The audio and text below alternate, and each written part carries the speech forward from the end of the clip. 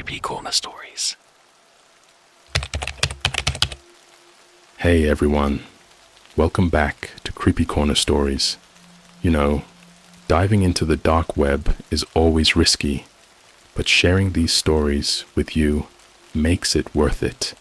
I'm curious, where are you watching this from right now? Let me know in the comments below. I've noticed that these kinds of stories hit differently depending on where you are. It might even make the experience a little creepier. So, tell me, are you watching from the safety of your home or somewhere less secure? I found a dark web livestream titled, "Watch Them Forget." The people on screen were my parents, and my name wasn't in their contacts anymore. I swear, I wasn't looking for anything crazy. I wasn't some deep web junkie hunting for shock videos or secret government conspiracies. I was just bored. It was one of those nights where the TikTok algorithm stopped hitting, YouTube felt dry, and I wasn't about to scroll Instagram just to watch people pretend their lives were perfect. I wanted something different, something real. That's how I ended up on the dark web. Now, before you start picturing me in a hoodie, hacking into the Pentagon, chill. The dark web isn't hard to get into. You download Tor, click a few shady links, and boom, you're in. It's basically the back alley of the internet, full of weird forums, illegal marketplaces, and, if you dig deep enough, stuff that'll make you want to throw your laptop into the ocean. I never went that far. I mostly just lurked in forums where people shared creepy internet mysteries, lost episodes, weird encrypted messages, AI chatbots that got too real, that kind of stuff. But that night, I found a link that was different. It was posted in a thread titled, "Have you ever seen someone forget you in real time?" The comments were a mix of people calling it fake and others saying it was the worst thing they'd ever seen. One guy wrote, "It's like watching your entire existence get erased. You'll never sleep the same." I should have stopped there, but of course, I clicked. The link took me to a blank page with a single line of text. Watch them forget.onion. I copied it into Tor. A black screen loaded. Then, white text appeared. Live stream starting. At first, the screen was completely dark, just the sound of static. Then the camera adjusted, and I felt my stomach drop. It was my parents. They were sitting at our dining room table, eating dinner like everything was normal. My mom had her hair up in the messy bun she always wore after work. My dad was scrolling through his phone between bites of pasta. I stared at the screen, my brain scrambling for an explanation. Maybe it was an old video. Maybe someone hacked into our security cameras. Then my mom looked up and asked, "Are we supposed to be waiting for someone?" My dad shook his head. "No, just us tonight." I felt my whole body go cold. Number. That wasn't right. I wasn't at home because I'd moved out a few months ago for college, but they wouldn't forget me. This had to be a prank. I pulled out my phone and called my mom. She didn't pick up. I called again, straight to voicemail. I tried my dad. Same thing. On the screen, my parents kept eating like nothing was wrong. My mom pulled out her phone and started texting. Desperate, I opened our family group chat and typed, "Mom, Dad, what the hell is this? I'm watching you on a live stream." 3 dots appeared, showing she was typing. Then they stopped. Then she left the group chat. I stared at my screen, my heart pounding. Then my dad left the chat too. I checked my contacts. Their names were still there. I texted my mom individually. The message turned green. Not delivered. I checked her Instagram. Gone. Checked my dad's Facebook. Nothing. It was like they had deleted me from their lives. On the live stream, my mom laughed at something on her phone. I heard my own voice in my head, memories of her saying my name 1,000 times over. But now, if I wasn't sitting right there in front of them, did I even exist to them anymore? That's when the screen glitched. The live stream cut to black for a second. Then a new message appeared. Do you want to watch more? I clicked. Yes. A new camera angle loaded. This time, it wasn't my parents. It was my childhood best friend, sitting in his room, watching TV, like he'd never known me at all. I don't remember breathing. I don't remember blinking. I don't remember anything except the feeling of my stomach twisting into something rotten as I stared at the screen. It was him, my best friend since childhood, the guy who'd been at my house every weekend for 10 years straight, raiding my fridge like it was his own, the guy I'd spent countless nights with, playing Xbox until the sun came up, making stupid inside jokes that nobody else would ever understand. And now, he was sitting in his room, scrolling his phone, completely unaware that I even existed. My fingers were shaking as I pulled up his number. I pressed call. 1 ring, 2, then an automated voice. The number you have dialed is not in service, not out of range, not voicemail, not in service. That didn't make sense. I had texted him just 2 days ago. He had sent me a meme. I had reacted to it with a laughing emoji. We had made plans to meet up next weekend. I went to my messages. The entire thread was gone. I searched his name in my contacts. Nothing. I opened Instagram. His profile, where I had tagged him in at least 100 posts, wasn't there.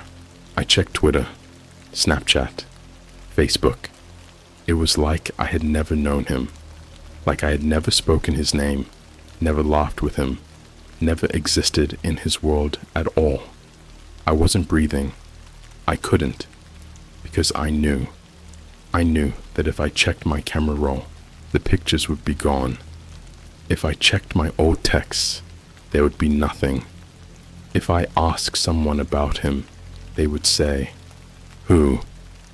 And then the live stream glitched again.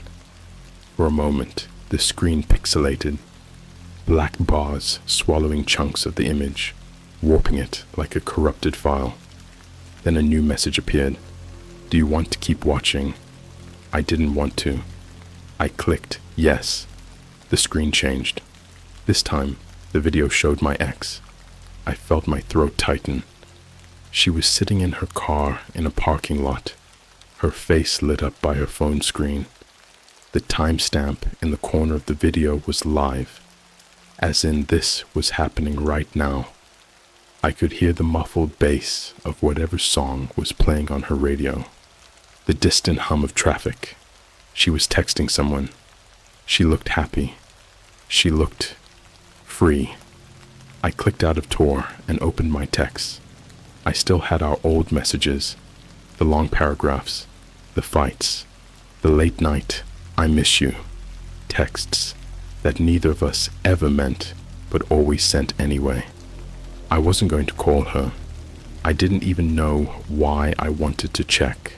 Maybe just to prove to myself that she hadn't forgotten me too. But when I tapped on her contact, my phone screen went black. Not like it died. Not like it crashed. It turned off. I held down the power button. Nothing. I plugged it in. Nothing. My laptop screen flickered. The Tor window closed by itself. My cursor started moving, like someone was controlling it remotely. A new message appeared on my desktop. A simple text file. I clicked it open. It was an address I knew. My childhood home. Then another message appeared. Come see for yourself. I shut my laptop so fast, I nearly cracked the screen.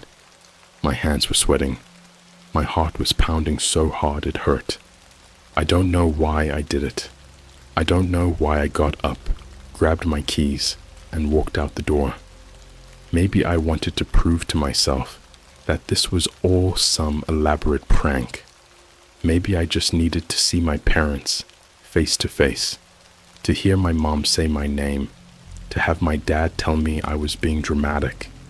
I shouldn't have gone. I shouldn't have driven there. Because when I pulled up to the house, I saw something that made my entire body go numb. The porch light was on.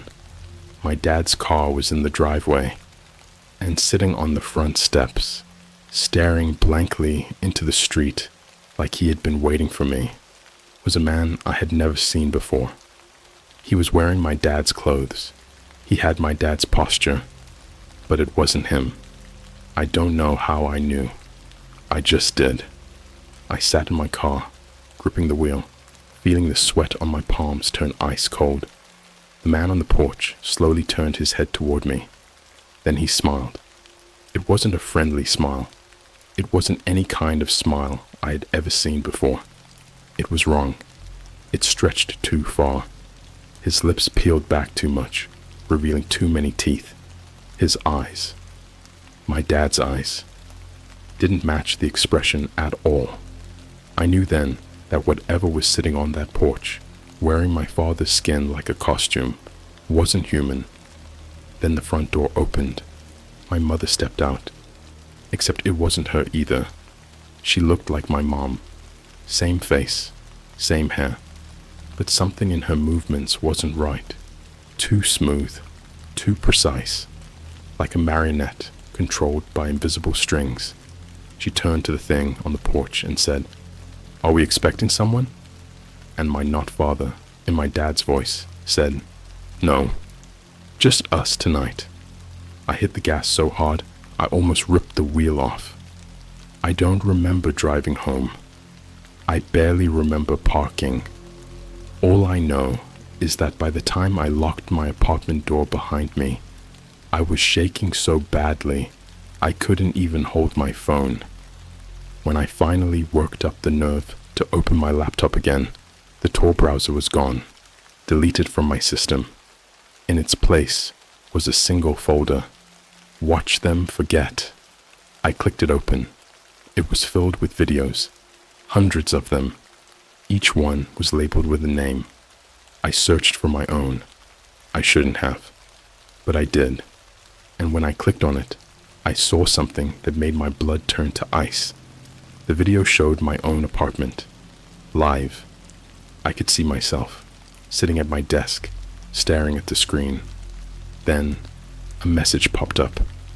"Don't worry, you'll forget soon too." And behind me, my closet door began to creak open. I should have run. I should have slammed my laptop shut, grabbed my keys, and bolted out of that apartment without looking back. But I didn't. I sat there frozen, my body locked in place, as my eyes flicked between the words on my screen and the live feed of myself. "Don't worry, you'll forget soon too." I didn't want to turn around. I didn't want to see whatever was behind me. But then I heard it, a sound so quiet that if I had been breathing any louder, I might have missed it. The sound of bare feet shuffling against the carpet, the tiniest, slowest step, coming from right behind me. I moved before my brain even told me to. I spun around so fast, I nearly fell out of my chair, knocking my laptop to the floor in the process. And in the dim glow of my computer screen, I saw the closet door. It was open now, wide open, but there was nothing inside. No clothes, no shelves, no hangers. Just a gaping, empty blackness that swallowed the dim light from my monitor. It was wrong. Too dark. Like it wasn't even a closet anymore. Like it was a hole, a doorway into something that shouldn't be in my apartment. I stared into that abyss, waiting for something to move, for something to lunge out at me. But there was nothing. Just the silence. Just the darkness. Then, something breathed. I didn't hear it. I felt it. A whisper of warm air against the back of my neck, behind me. I reacted purely on instinct.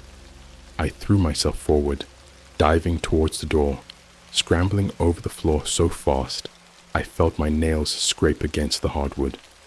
The lights in my apartment flickered. My vision blurred as I yanked the door open, my own heartbeat hammering so hard I thought it might shatter my ribs. I didn't stop to grab anything. Not my phone, not my wallet, not even my shoes. I just ran. Out of the apartment, down the stairs, barefoot, half naked. I didn't care. My only thought was to get the hell away from there. The hallway lights flickered as I sprinted past my neighbor's doors. I heard something behind me. Not footsteps, not breathing. Something worse. A sound I can't even describe. Like the air itself was warping, twisting, folding in on itself, like reality was coming apart at the seams. I reached the front door of my apartment building and nearly slammed face first into the glass. Outside, everything was wrong. The street was empty. No cars, no people. The sky was too dark, blacker than black, like the absence of light itself. The streetlights were on, but they didn't cast shadows. The buildings across the street looked blurry, out of focus, as if they weren't really there. I turned back toward the stairs, and I saw it, standing at the top of the staircase, a tall, thin figure. Too tall, too thin, like its body had been stretched into something almost human, but not quite. Its skin was the color of wet paper. Its head was tilted too far to the side, as if its neck was broken, and its mouth. God, its mouth. It was wide open, stretched into an impossibly long grin that split its face in half, revealing rows of too many teeth. It didn't move. It didn't breathe. It just stood there, watching me. And then slowly, so slowly, it raised its arm and pointed one long, bony finger at me. My body finally caught up with my fear. I turned and ran into the street.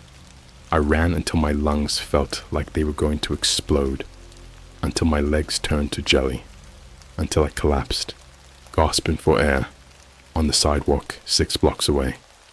I didn't look back. I couldn't. I was too scared that if I did, I would see that thing standing right behind me. I stayed on that sidewalk for a long time, shivering in the cold.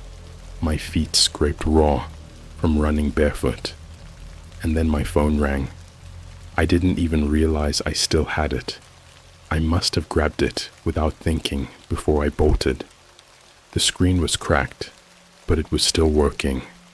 An unknown number was calling me. My stomach dropped. The only reason I answered was because I was too scared not to. I pressed the phone to my ear. I didn't say anything. For a moment, there was nothing but silence on the other end. Then, a voice that shouldn't exist. It was my own. "You can run all you want," the voice said, in my exact tone, my exact cadence. "But it won't matter. You've already been erased." I threw the phone into the street. It shattered against the pavement. And then, in the distance, I heard something. Laughter. Low. Twisted. Coming from every direction. I don't remember what happened after that. I must have passed out, because the next thing I knew, I was waking up in a hospital bed. A nurse was standing over me. She looked relieved. "You're awake," she said. I opened my mouth to respond, and then I saw the name tag on her uniform. It had my name on it. I felt my blood go ice cold. "Are you okay?" she asked. I didn't answer. I couldn't, because behind her, standing in the reflection of the hospital room window, was me, smiling, mouth stretched too wide. And then I blinked, and the world went dark. I don't know how long I was unconscious. When I woke up, the hospital room was empty. No nurse, No doctors. Just the sound of a heart monitor beeping in a slow, steady rhythm. For a moment, I thought maybe, just maybe, this was all some kind of fever dream. Some elaborate, twisted hallucination brought on by stress, lack of sleep, or something even worse. But then I looked at my wrist. The hospital ID bracelet wasn't mine. The name printed on it wasn't my name. It wasn't even close. I sat up so fast, the IV in my arm yanked against my skin. My heart was pounding as I reached for the bracelet, fingers shaking, trying to peel it off to prove that it was some kind of mistake. But the moment I touched it, I felt something move under my skin. Not a muscle twitch. Something else. Something crawling. My breath hitched. I looked down, and for the briefest second, I swore I saw letters shifting beneath my skin, words rearranging, my name twisting into something else. Then it stopped. The name on the bracelet remained the same. A name that wasn't mine. I yanked the IV out and swung my legs over the side of the bed, ready to rip the damn thing off and run. But my feet didn't touch the floor. The bed was too high. Way too high. The hospital room had changed. The walls were taller. The ceiling stretched upward into an impossible void, vanishing into darkness. The corners of the room seemed to be bending, warping, like I was inside a picture that had been stretched beyond its natural dimensions. The heart monitor was still beeping, but the rhythm had changed. It wasn't a normal heartbeat anymore. It was saying something. I listened. One word. Over and over. Forgotten. I scrambled out of bed, landing hard on the floor. The tile was too cold, like I had just stepped onto ice. My breath fogged in the air. I turned toward the window and froze, because I wasn't looking at a city skyline. I wasn't looking at a parking lot or a street or a hospital courtyard. I was looking at my old house, the one I grew up in, the one my parents had been erased from. The lights were on. I could see shadows moving inside. A family that wasn't mine. I saw a man, a woman, a child. They were eating dinner, laughing, clinking glasses together in a toast, sitting at the same table I had grown up at. I moved closer to the window, pressing my hands against the glass. My breath came out in short, frantic bursts. They looked happy, like I had never been there, like I had never existed. I pounded on the glass. Hey! Hey! That's my house! No reaction. They didn't see me. I banged harder. My fists hurt, but I didn't care. Mom! Dad! It's me! I stopped, because I had almost said my name, but I couldn't remember it. My throat locked up. My hands dropped from the window. Number? No. I knew my name. I'd been saying it my whole life, writing it, hearing people call me by it.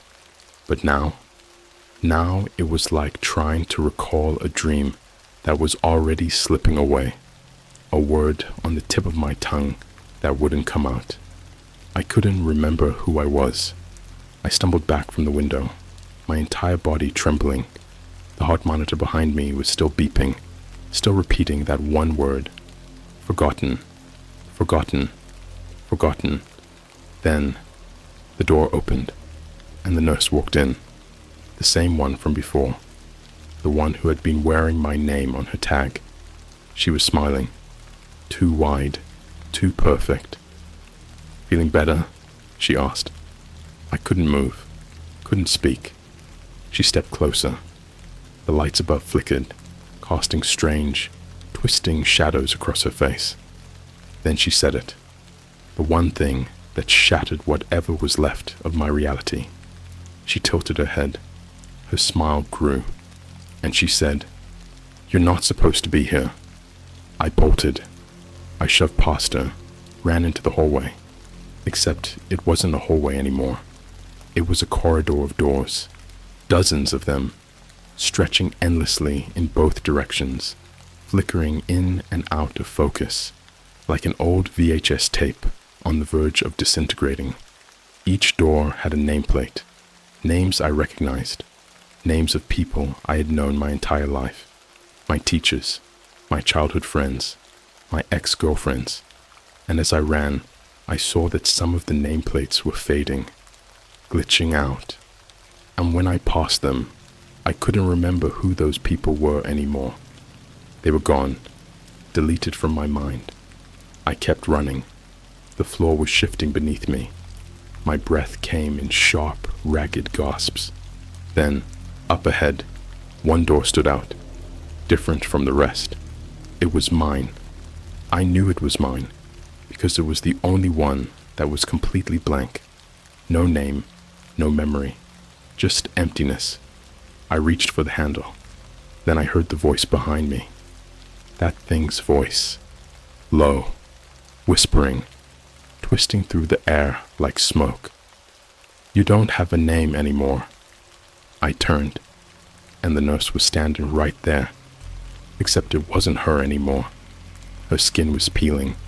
Her mouth was too wide, too long, stretching open like something was crawling out from inside her. And her eyes, God, her eyes were mine, staring at me, empty, hollow, like a reflection of something that had already been erased. Then everything collapsed. The hallway shattered like glass, dissolving into blackness, pulling me in. I felt myself falling forever, and the last thing I heard, the last thing I ever heard, was my own voice, whispering, "You were never here." Then, nothing. I don't know how long I was falling. It wasn't like falling through air. There was no wind rushing past me, no sense of movement, just endless blackness swallowing me whole. And in that blackness, something was whispering, not a voice. Voices, thousands of them, hissing, murmuring, crawling into my ears like insects. You don't exist. You were never here. They don't remember you. I tried to scream, but my throat wouldn't make a sound. My limbs wouldn't move. My body wasn't there anymore. I was dissolving. I could feel it. My skin peeling away like old wallpaper. My bones turning to dust. My name slipping through my fingers like water.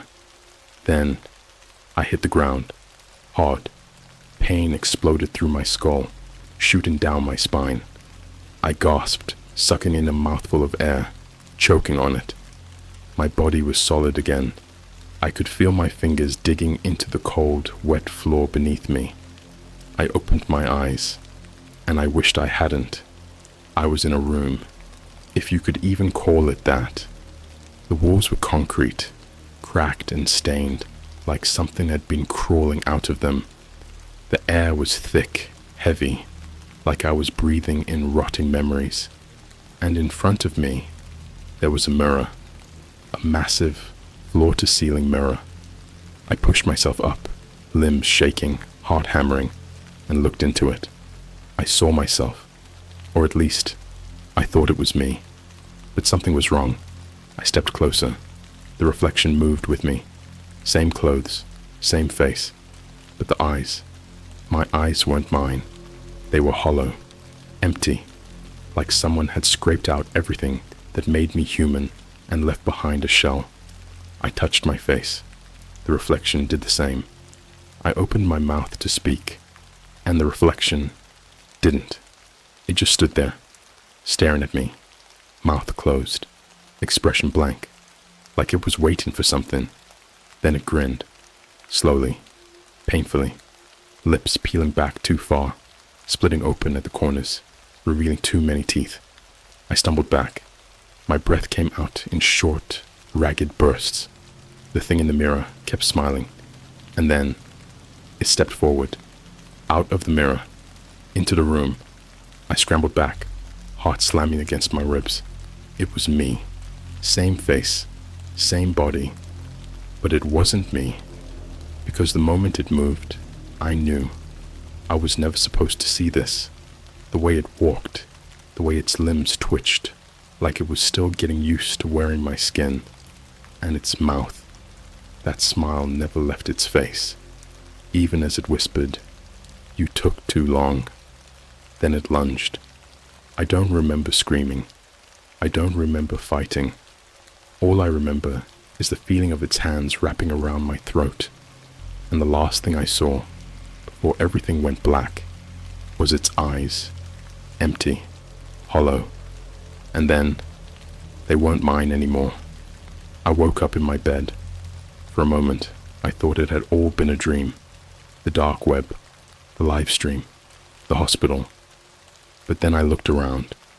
My room was exactly the same. But something was wrong. The posters on my wall, ones I'd put up years ago, felt off, like they had been placed there by someone who was trying to recreate my room from memory. The books on my shelf were in the wrong order. My phone was on my nightstand, but when I picked it up, my wallpaper was different. It was a picture of me, smiling, a smile that stretched too far. My stomach twisted. My hand started shaking. I opened my contacts.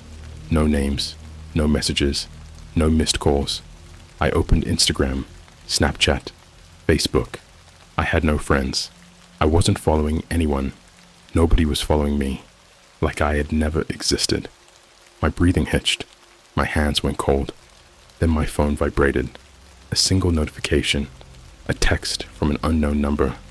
I opened it, and I felt my entire body go numb.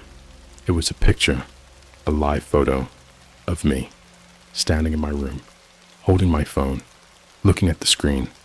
Except it wasn't me, because as the live photo played, the version of me in the picture lifted its head and smiled, too wide, too many teeth. Then my phone went black, and I heard a voice, right behind me, a whisper, a single word, "Forgotten." I turned, and everything disappeared.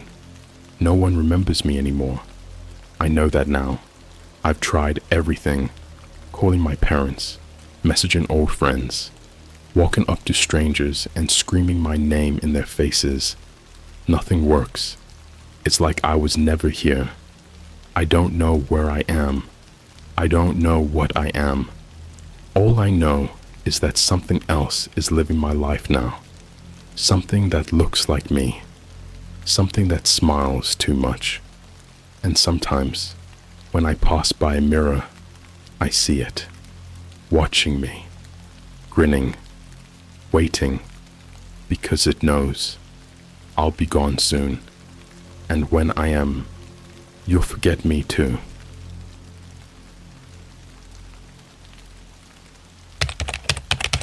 A dark web leak claims that every major city has an unlisted floor in certain buildings. I found one, and the doors only open at 3 a.m. Okay, so I'm not really sure where to start with this, but I swear on everything, this is real. I know how that sounds, I do. Some dude on Reddit claiming he found some insane dark web conspiracy and barely made it out alive? Yeah, I'd roll my eyes too. But if you just give me a few minutes, just hear me out, you might start checking every building you step into. It all started about 3 months ago. I was on a Discord server with some people I met on a deep web forum. Nothing sketchy, just guys who were into weird internet mysteries and ARGs. We'd send each other bizarre links, unsolved puzzles, that kind of thing. One night, someone posted a link titled, "Unlisted Floors, They Know Where You Are." It was a dead page, like full-on 404 error. But before it went down, one guy managed to copy the text, and what it said was some straight-up horror movie nonsense. It claimed that in every major city in the world, there are buildings with secret, unlisted floors. You won't find them on blueprints, elevator panels, or directories. They're just not supposed to exist. But if you know where to look, and you wait until exactly 3 a.m., sometimes, just sometimes, the elevator will take you there. Now, obviously, I was skeptical. This sounded like one of those dumb Reddit myths, like the backrooms or something. But then people in the chat started sharing stories. A guy from Chicago swore he found one in the Willis Tower, but blacked out the second the doors opened. Someone in London said they tried in a random office building and woke up in their own apartment with no memory of how they got there. A dude from Tokyo said he saw the number -3 light up on the elevator, but when the doors opened, all he saw was a hallway filled with security cameras, and then the power cut out. I'll be honest, I thought they were all full of shit. But then one guy posted a list. It was a spreadsheet with timestamps, coordinates, and building names. It claimed these were places confirmed to have unlisted floors, and one of them was only a few blocks from me. It was an old office building downtown. Nothing special, just your typical high-rise with a 7-Eleven and a Starbucks on the ground floor. I passed it all the time. I even delivered Uber Eats to someone there once. But according to this spreadsheet, this building had an unlisted floor. I don't know what possessed me to actually go. I wasn't expecting to find anything. But that night, around 2:45 a.m., I grabbed my hoodie, slipped on my sneakers, and headed out. It was weird walking around that late. The streets were dead, except for the occasional drunk couple stumbling out of a bar. The Starbucks sign buzzed with that eerie, flickering neon glow, and I swear, the second I walked up to the building, I felt off, like the air was heavier, like I was being watched. I told myself I was just freaking myself out. Urban legends aren't real. I stepped into the lobby. The security guard was gone. The front desk was empty. There was just this low humming sound, like old lights struggling to stay on. I made my way to the elevator. There were 12 floors listed on the panel. I pressed the highest one and waited.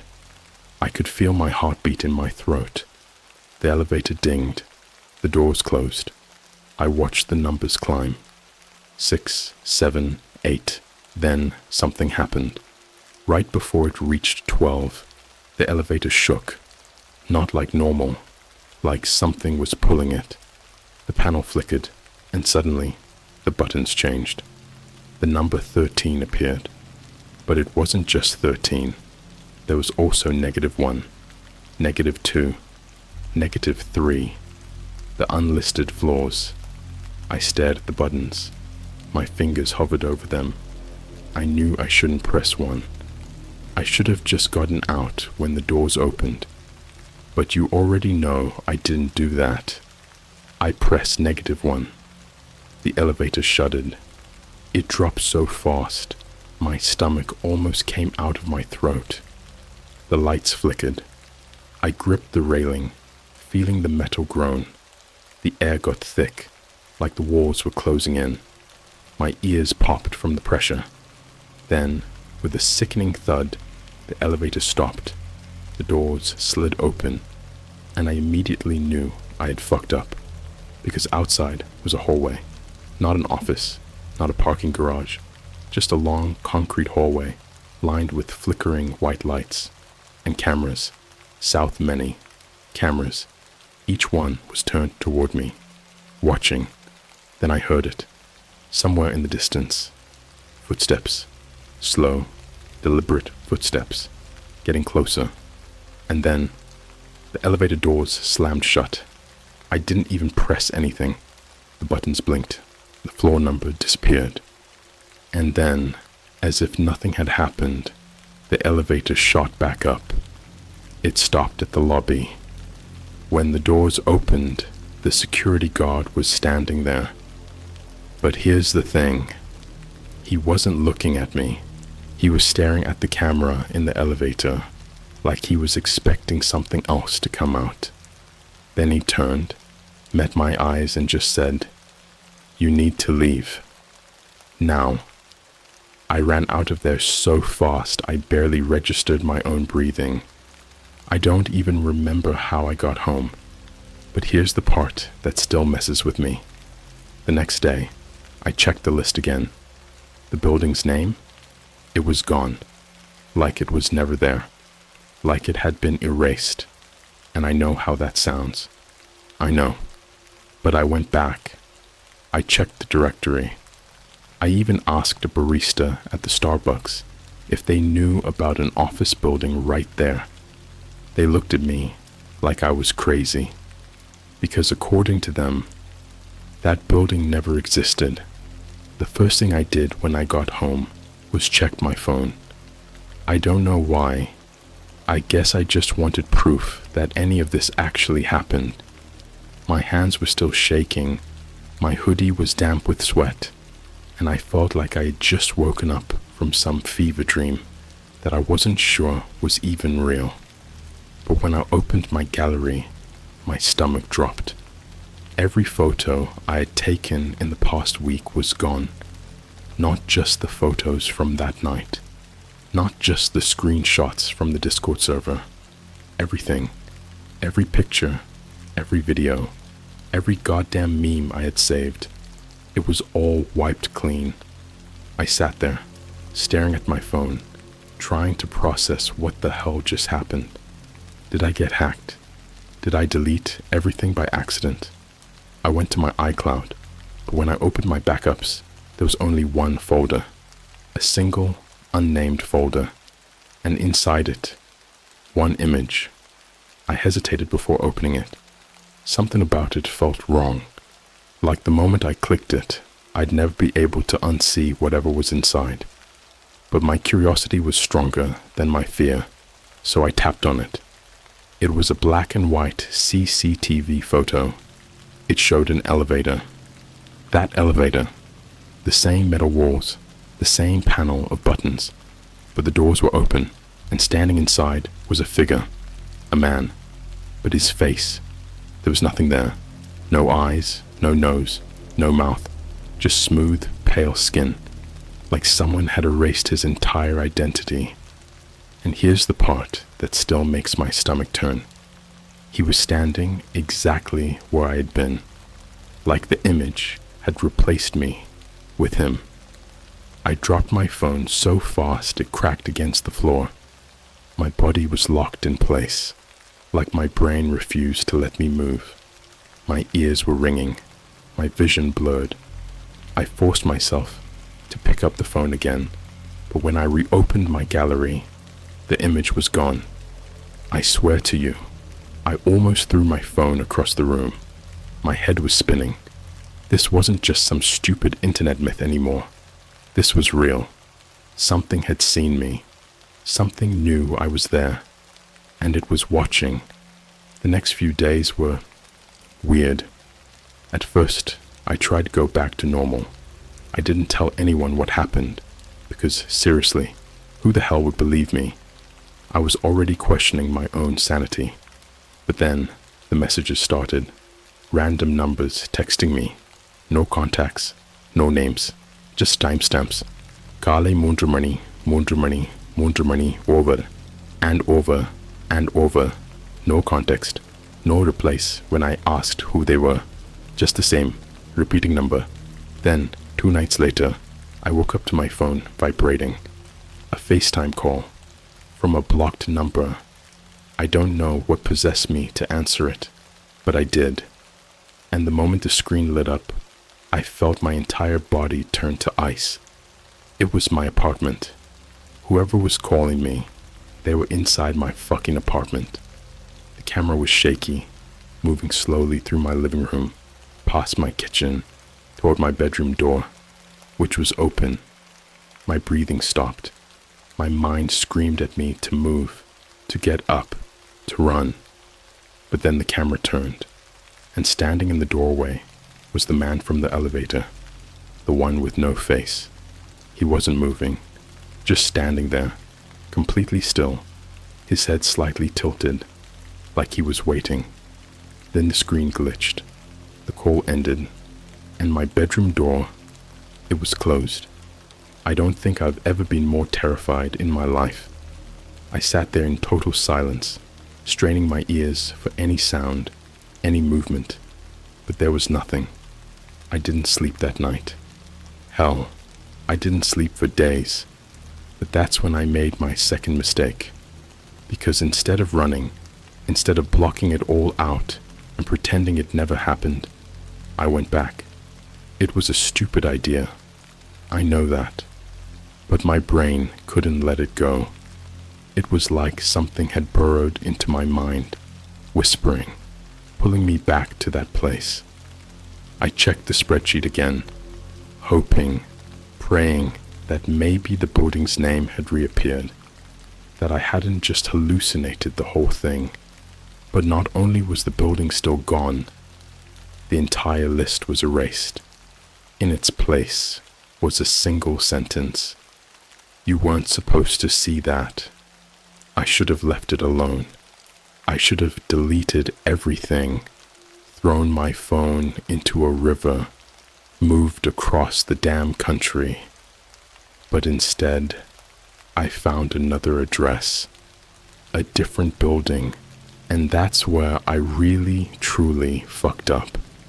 This one was an old hotel on the edge of town, one of those creepy, half-abandoned places where the neon sign flickers and the rooms smell like cigarettes and mildew. I checked in under a fake name, paid in cash, and asked for the highest floor. The clerk barely even looked at me, just handed me a key and muttered, "Elevators down the hall." It was around 2:50 a.m. when I stepped inside. The panel had 10 floors. I pressed 10, and just like before, the buttons changed. This time, there was only one, -4. I don't know why, but something about it felt worse than before, like a warning, like something was telling me, this is your last chance to turn back. I pressed it anyway. The elevator plummeted so fast, I felt weightless. My ears popped, my stomach twisted. The walls groaned like they were about to collapse. Then, silence. The doors slid open. I stepped out into a dark hallway. The lights were barely working, just flickering overhead. The air was thick, damp, like something was rotting. And then I saw them, rows of hotel room doors, all identical. No numbers, no signs, just endless black doors stretching into the distance. Some of them were open, not all the way, just slightly cracked, just enough to see the shadows moving inside. A sound echoed down the hall, a wet, scraping sound. Then, footsteps, slow, heavy, not alone. Something was coming. I turned to run, but the elevator, the doors were gone, just a solid concrete wall. And then I felt it, something standing right behind me, a breath, hot, damp against my neck. Then, in a voice that wasn't human, "You don't belong here." The lights shut off, and everything went black. I don't remember screaming. I don't remember running. I just remember waking up, not in my bed, not in my apartment, in a room, a hotel room. The walls were a sickly yellow, stained with something dark. The carpet was damp, reeking of mildew and old blood. The TV was on, playing static at full volume. And the door was locked. Not like a normal lock, not with a key card or a bolt. There was no handle, no knob, no way out. I sat up too fast. My vision swam. My head was pounding. My tongue felt like sandpaper. I tried to stand, but my legs buckled beneath me. It was like my body had been drugged, but I could feel everything. My hands were shaking. My skin was cold. Then I noticed the mirror. It was across from the bed, cracked, warped, like something had pushed against it from the inside. and in the reflection, there was someone standing behind me. I spun around so fast I almost fell, my heart slamming against my ribs. But there was no one there, just the empty room, the flickering TV, the locked door, and then I heard it. A knock. Slow. Rhythmic. 3 knocks. Then silence. I backed away from the door, my breath shallow. My instincts screamed at me to stay quiet. But then, the TV changed. The static flickered. The screen distorted, warping like melting film. And then, an image appeared. It was me. But not me. Not a live reflection. It was footage of me, sitting on the bed. Right now, the same angle, the same flickering light, like there was a camera in the room. I turned, scanning the walls, the ceiling, but I couldn't see anything. No wires, no lenses. Then, the TV glitched, and the camera angle changed. It wasn't showing me anymore. It was showing the hallway outside my room, a long, endless corridor lined with identical doors, and in the middle of the hall, a man was standing there, facing my door, not moving, not blinking, just waiting. His suit was filthy, torn, like he'd been wearing it for decades. His hands were too long, fingers twitching at his sides, and his face. He had no face, just like the man from the elevator. And then, on the TV, he took a step forward. I don't know how long I stood there. Minutes, hours. Time felt wrong in that place. The only thing I could hear was the low hum of the TV, the static, whispering beneath the noise. And then, the door creaked. It didn't open, it didn't unlock, but I saw it move, like something was pressing against it from the other side. My stomach clenched. My mouth was so dry, I could barely swallow. Then the knocking started again, louder this time. Bang, bang, bang, and a voice, low, distorted, like a broken radio. You should not be here. I backed up against the wall, my pulse slamming against my skull. The knocking stopped. For a moment, there was silence. Then, the TV cut to black, and I heard the lock start to turn. I ran, not toward the door, toward the bathroom. It was the only place I could go, the only place with a lock. I slammed the door shut, twisted the bolt, pressed my body against it. The lights flickered. The sink was dripping. Then, something moved behind the shower curtain. A soft, wet, rustling sound, like fabric dragging across tile, like someone was standing inside the tub, watching me. I held my breath. I couldn't move. Then, a hand touched the curtain from the inside, long fingers, pressing outward. Then another hand, then another, then another, then another. Too many hands, stretching the plastic, reaching for me. I lunged for the mirror. I don't know why. Instinct, desperation. Maybe I just wanted to see. And in the reflection, the shower curtain was gone, and the tub was filled with bodies, pale, motionless, all of them facing upward. Their mouths were open, like they had died screaming. And at the bottom of the pile, I saw myself, my own face, my own body, lifeless, eyes staring straight ahead. And then I blinked. Not the me in the mirror, the me in the tub. And slowly, horribly, my dead reflection turned its head toward me. Its mouth stretched open, and in my own voice, it whispered, "You're next." I don't remember what happened after that. I don't remember how I got out. 1 second, I was in that bathroom. The next, I was standing outside the hotel, back in the real world. The sun was rising, cars were passing, the streets were normal, like nothing had happened, like I had never been there at all. But when I turned around, the hotel was gone, just an empty lot, nothing but dirt and overgrown grass, like it had never existed, like it had been erased. And then my phone buzzed. A new message. No number. No contact. Just 2 words. You escaped. I should have felt relief. I should have felt safe. But when I checked my camera roll, there was a new video. And when I pressed play, I saw myself standing in an elevator, going down, and behind me was the man with no face, smiling. I don't sleep anymore. I don't eat. I barely go outside. I keep my curtains shut, my doors locked, my phone turned off.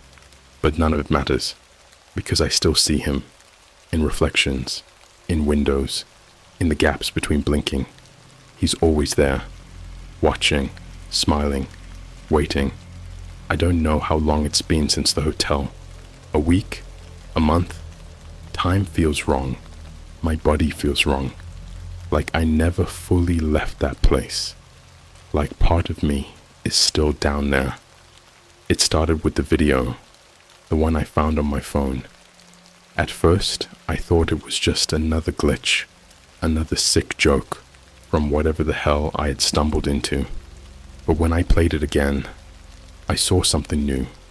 The elevator doors opened, and past my reflection, past the man standing behind me, was a room. Not a hallway, not another hotel floor. A room, dark, endless, and filled with people. At least, I think they were people. They stood shoulder to shoulder, crammed together like mannequins in a storage unit. Their skin was grey, their eyes were gone, and they were breathing, their chests rising and falling in perfect unison. But they weren't alive. I could feel it. The way they swayed, the way their heads twitched, the way their fingers flexed, but never moved on their own, like they were waiting to be used, like they were bodies without souls. And then, one by one, they turned to look at me. Not the me in the video, the me watching, like they knew I was there, like they could see me. Then the screen glitched, and for half a second, just half a goddamn second, I saw myself in that room, standing among them, face blank, eyes missing, breathing in perfect unison. And then the video ended. I smashed my phone. I didn't care. I didn't want to see it again. But it didn't stop, because that night I got a call. Not on my phone, not on any device I owned. It came from inside my apartment, the landline, a phone I had never installed. It rang once, twice, then silence. I didn't move. I didn't breathe. Then the answering machine clicked. A soft static filled the room, and beneath it, a voice, low, distant, distorted beyond recognition. But I understood every word. You weren't supposed to leave. Then, click. The line went dead. I lost my mind after that. I started seeing glitches in the world around me. Shadows moving the wrong way. Faces repeating in crowds. Lights flickering in a pattern. Left, right, left, right, left, right. Like some invisible signal. And then the dream started. No, not dreams. Because when I woke up, I wasn't in my bed. I don't remember falling asleep. I don't even remember lying down. But I woke up standing in the middle of a McDonald's at 3 a.m. The restaurant was empty. The deep fries hissed. The fluorescent lights buzzed overhead. The menu screens flickered between normal and something else. Something wrong. Every item was replaced with a name, not food. Names. Some I recognized. People I had met. Some I didn't. And at the very bottom, my name, written in red. I stumbled back, my mind scrambling for any kind of logic. How the hell did I get here? Then, the speakers crackled, and the drive-through intercom whispered, "Order confirmed. Lack of sleep, or something even worse." But then I looked at my wrist. The hospital ID bracelet wasn't mine. The name printed on it wasn't my name. It wasn't even close. I sat up so fast, the IV in my arm yanked against my skin. My heart was pounding. as I reached for the bracelet, fingers shaking, trying to peel it off, to prove that it was some kind of mistake. But the moment I touched it, I felt something move under my skin. Not a muscle twitch. Something else. Something crawling. My breath hitched. I looked down, and for the briefest second, I swore I saw letters shifting beneath my skin, words rearranging, my name twisting into something else. Then it stopped. The name on the bracelet remained the same. A name that wasn't mine.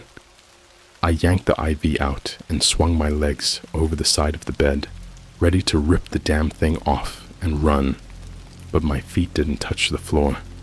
The bed was too high. Way too high. The hospital room had changed. The walls were taller. The ceiling stretched upward into an impossible void, vanishing into darkness. The corners of the room seemed to be bending, warping, like I was inside a picture that had been stretched beyond its natural dimensions. The heart monitor was still beeping, but the rhythm had changed. It wasn't a normal heartbeat anymore. It was saying something. I listened. One word. Over and over. Forgotten. I scrambled out of bed, landing hard on the floor. The tile was too cold, like I had just stepped onto ice. My breath fogged in the air. I turned toward the window and froze, because I wasn't looking at a city skyline. I wasn't looking at a parking lot or a street or a hospital courtyard. I was looking at my old house, the one I grew up in, the one my parents had been erased from. The lights were on. I could see shadows moving inside. A family that wasn't mine. I saw a man, a woman, a child. They were eating dinner, laughing, clinking glasses together in a toast, sitting at the same table I had grown up at. I moved closer to the window, pressing my hands against the glass. My breath came out in short, frantic bursts. They looked happy, like I had never been there, like I had never existed. I pounded on the glass. Hey! Hey! That's my house! No reaction. They didn't see me. I banged harder. My fists hurt, but I didn't care. Mom! Dad! It's me! I stopped, because I had almost said my name, but I couldn't remember it. My throat locked up. My hands dropped from the window. Number. No. I knew my name. I'd been saying it my whole life, writing it, hearing people call me by it. But now it was like trying to recall a dream that was already slipping away, a word on the tip of my tongue that wouldn't come out. I couldn't remember who I was. I stumbled back from the window, my entire body trembling. The heart monitor behind me was still beeping, still repeating that one word. Forgotten. Forgotten. Forgotten. Then, the door opened, and the nurse walked in. The same one from before. The one who had been wearing my name on her tag. She was smiling. Too wide. Too perfect. Feeling better? She asked. I couldn't move. Couldn't speak. She stepped closer. The lights above flickered, casting strange, twisting shadows across her face. Then she said it. The one thing that shattered whatever was left of my reality. She tilted her head. Her smile grew, and she said, "You're not supposed to be here." I bolted. I shoved past her, ran into the hallway. Except it wasn't a hallway anymore. It was a corridor of doors, dozens of them, stretching endlessly in both directions, flickering in and out of focus, like an old VHS tape on the verge of disintegrating. Each door had a nameplate, names I recognized, names of people I had known my entire life, my teachers, my childhood friends, my ex-girlfriends, and as I ran, I saw that some of the nameplates were fading, glitching out, and when I passed them, I couldn't remember who those people were anymore. They were gone, deleted from my mind. I kept running. The floor was shifting beneath me. My breath came in sharp, ragged gasps. Then, up ahead, one door stood out, different from the rest. It was mine. I knew it was mine, because it was the only one that was completely blank. No name, no memory, just emptiness. I reached for the handle. Then I heard the voice behind me. That thing's voice. Low, whispering, twisting through the air like smoke. You don't have a name anymore. I turned, and the nurse was standing right there, except it wasn't her anymore. Her skin was peeling. Her mouth was too wide, too long, stretching open like something was crawling out from inside her. And her eyes, God, her eyes were mine, staring at me, empty, hollow, like a reflection of something that had already been erased. Then everything collapsed. The hallway shattered like glass, dissolving into blackness, pulling me in. I felt myself falling forever. And the last thing I heard, the last thing I ever heard, was my own voice, whispering, "You were never here." Then, nothing. I don't know how long I was falling. It wasn't like falling through air. There was no wind rushing past me, no sense of movement, just endless blackness swallowing me whole. And in that blackness, something was whispering, not a voice. Voices, thousands of them, hissing, murmuring, crawling into my ears like insects. You don't exist. You were never here. They don't remember you. I tried to scream, but my throat wouldn't make a sound. My limbs wouldn't move. My body wasn't there anymore. I was dissolving. I could feel it. My skin peeling away like old wallpaper. My bones turning to dust. My name slipping through my fingers like water. Then, I hit the ground, hard.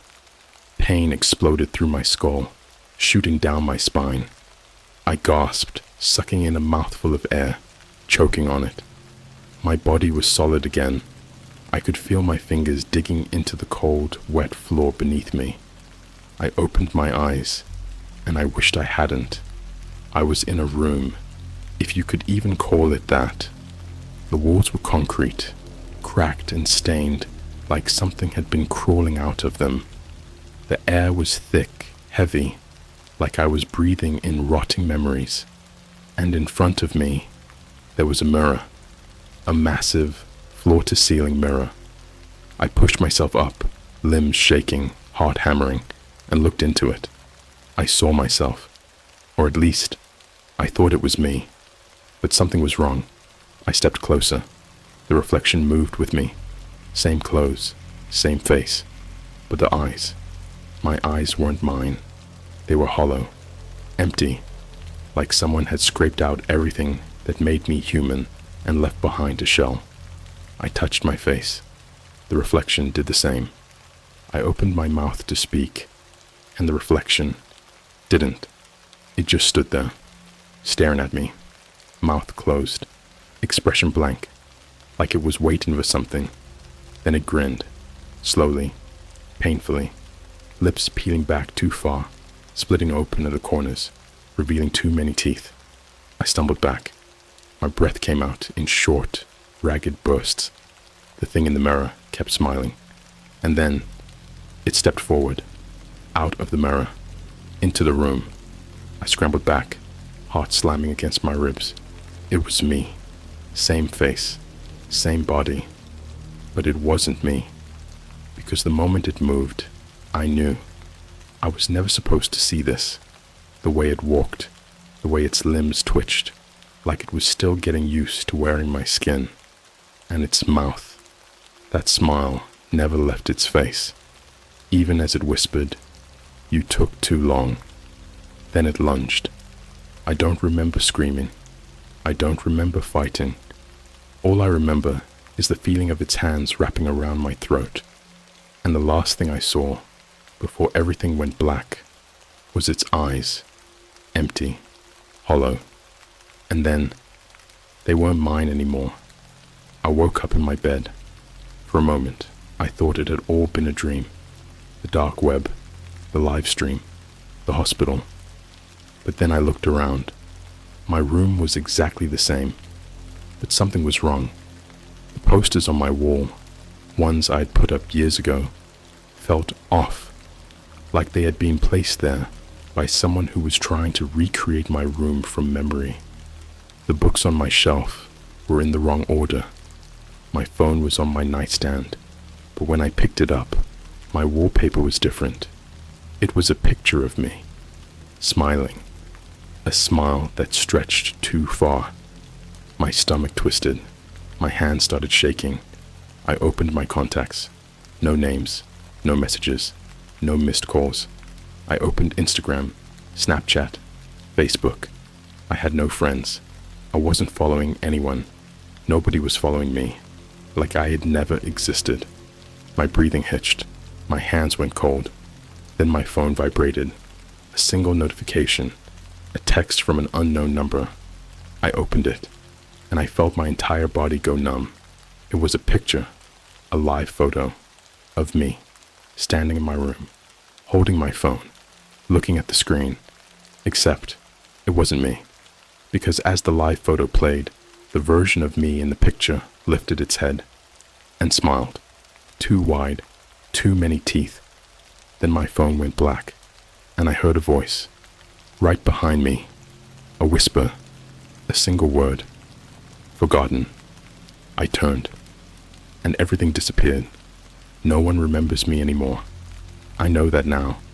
I've tried everything, calling my parents, messaging old friends, walking up to strangers and screaming my name in their faces. Nothing works. It's like I was never here. I don't know where I am. I don't know what I am. All I know is that something else is living my life now. Something that looks like me. Something that smiles too much. And sometimes, when I pass by a mirror, I see it, watching me, grinning, waiting, because it knows I'll be gone soon. And when I am, you'll forget me too.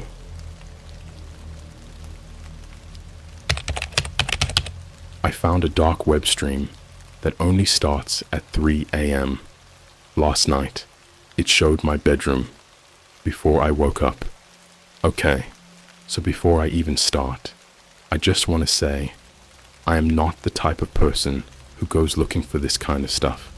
Like, I've heard all the stories about the dark web, those messed up websites where you can apparently buy anything from fake IDs to, well, worse things. But I never thought I'd actually end up in one of those stories. It started with a Discord server. I'm in a bunch of random Discord servers, gaming ones, meme ones, even a few that are like just people talking about conspiracy theories and weird internet mysteries. So, a few nights ago, I was up late scrolling through one of those when I saw a message in one of the voice channels. It was from a user with the name watcher.x, and it just said, "Who's awake? I got something insane to show you." Now, I don't know why, but I was bored, and something about it caught my attention. I clicked into the chat, and there were maybe 3 or 4 other people in there. No one was really talking, just kind of listening. Then, watcher.exe dropped a link in the chat. It was a random string of letters and numbers, ending in .onion, which meant it was a dark web link. Someone else unmuted and asked, "Yo, what is this?" And watcher.exe just replied, "It's a live stream, but it only runs at 3 a.m. You won't regret it." Now normally, I would have just dipped out right there, but the other people in the chat started hyping it up, saying stuff like, "Oh shit, I've seen this before. Bro, this is wild. You have to watch. Just make sure your webcam is covered LMAO." That last comment should have been my warning, but I wasn't thinking. So, like an idiot, I copied the link and saved it for later. Fast forward to 2:55 a.m. I'm sitting in my room, lights off, headphones on. My laptop screen is the only thing lighting up the darkness. I pull up my Tor browser, because obviously a normal browser won't work for dark web links. Paste the URL and hit enter. The page loads, and at first it looks like nothing. Just a black screen with a red countdown timer at the top. 0, 0, 0, 4, 52, 0, 0, 0, 4, 51, 0, 0, 0, 4, 50, 0. I remember sitting there, staring at the numbers ticking down, thinking, okay, this is kind of creepy. The site itself had no title, no chat box, no information, just that timer and a single line of text at the bottom that read, "Are you watching?" I don't know why, but that gave me the weirdest feeling, like the site was aware of me. I glanced at my webcam. I always keep it covered with a piece of tape, just in case. But for some reason, I still had this uneasy feeling, like I was already being watched. Then the timer hit 0, and the stream began. At first, the screen was completely black. I thought maybe my connection was lagging, but then I started hearing something. Faint static, like an old TV struggling to find a signal. Then, the video started.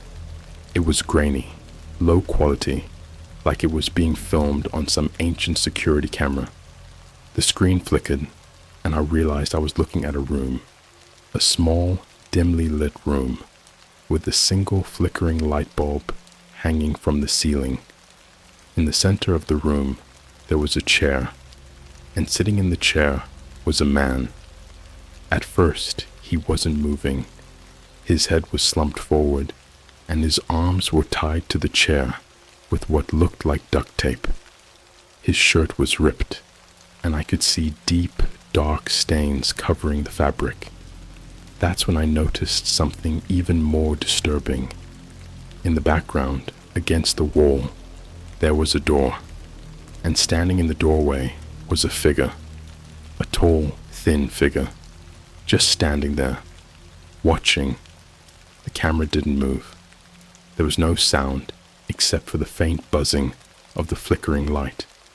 Then, after what felt like forever, the man in the chair started shaking. His whole body twitched violently, like he was trying to scream, but no sound was coming out. The figure in the doorway stepped forward, and the stream cut to black. I just sat there, staring at my screen. I felt sick, like I had just watched something I wasn't supposed to see. But before I could even process it, the screen flashed back on. This time, it was a different room, a familiar room. My stomach dropped. My hands went cold, because the room on the screen was my bedroom, and I was in it. I saw myself, sitting in my chair, staring at my laptop. The live stream was showing me watching the live stream. I felt a wave of pure panic crash over me. I spun around, looking frantically around my dark room, but there was no camera. No one was there. Then, something moved on the screen. In the video, behind me, the closet door creaked open, and a shadow stepped out. I couldn't move. I couldn't breathe. I was staring at my laptop screen, and my laptop screen was staring back at me. It was showing me, sitting in my chair right now, in real time, but there was something else, something behind me. My closet door was open in the stream, but in real life, it was closed. That didn't make sense. That didn't make any fucking sense. I had just looked. It was closed. My hands were ice cold, my heartbeat slamming in my ears like a war drum. I forced myself to turn around, even though every instinct in my body was screaming, "Don't look." The closet door was still closed, but now I wasn't sure anymore. Had it always been that way? Had it just moved? I couldn't remember. The moment felt slippery, like my mind was trying to glitch out of reality, like a bad dream that wouldn't let me wake up. I snapped my head back to the screen, and my stomach dropped into pure paralyzing horror, because the closet door was now wide open in the stream, and the thing inside was stepping out. I saw it clearly. A figure, tall and impossibly thin, its limbs stretched just a little too long, like something had tried to make a human shape and got the measurements wrong. Its head was tilted, like it was studying me, its face hidden in the shadows of my room. And then it moved closer, not in real life, only on the screen.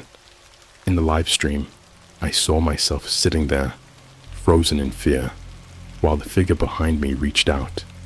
Its hand, or what should have been a hand, was wrong. Fingers too many, too long, bending in ways fingers shouldn't bend. I wanted to move, to run, to throw my laptop across the room, but I was locked in place, staring as the thing behind me reached for the back of my neck. And then, the screen glitched. The video feed flickered, warped for a split second, and when it came back, I was gone. The chair was empty. The figure was gone. The room on the screen was my room, but I wasn't in it anymore. I felt my body snap back into control. I lunged for my webcam, ripping off the tape, trying to see if there was some kind of hidden device. But it was just my webcam, normal, untouched. I yanked the power cord from my laptop, shutting the whole thing down, the screen cutting to black. I sat there in the dark, heart hammering, trying to convince myself I was still in my room, that I was still here, that I hadn't just disappeared. But then, I heard the closet door creak open behind me. I ran. I don't even remember making the decision. My body just moved. I bolted out of my chair, out of my room, down the hall, slamming into the bathroom and locking the door behind me. My breath was coming in sharp, painful gasps. My hands were shaking violently. I pulled out my phone, my fingers slipping on the screen as I tried to text someone, anyone, but my phone was dead. It was at 86% just minutes ago. My brain was scrambling for explanations. Glitch? Virus? Some kind of deep fake bullshit. That's what I wanted to believe. But I knew, deep down, in that primal animal part of my brain, that this wasn't fake, that I had just seen something watching me from inside my own room. I stayed locked in the bathroom for hours. I didn't move. I barely breathed. Every time the house made a noise, pipes settling, wood creaking, my entire body went rigid, heart pounding, waiting for something to push against the door. But nothing ever came. The sun rose. Light seeped in through the bathroom window, breaking the spell of the night. My room was still dead silent. I gathered up every ounce of courage I had and stepped back out. My bedroom door was open. I know I closed it behind me when I ran. I peeked inside. Everything looked normal. The closet door was shut. My chair was slightly turned, like I had left it. My laptop was still off, power cord unplugged. I should have left.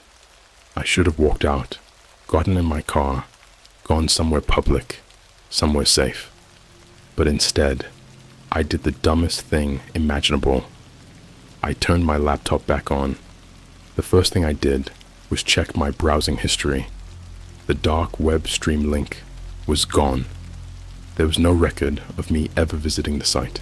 No cache, no saved data, nothing. But something was saved on my laptop, a video file. It was titled 3am footage.mp4.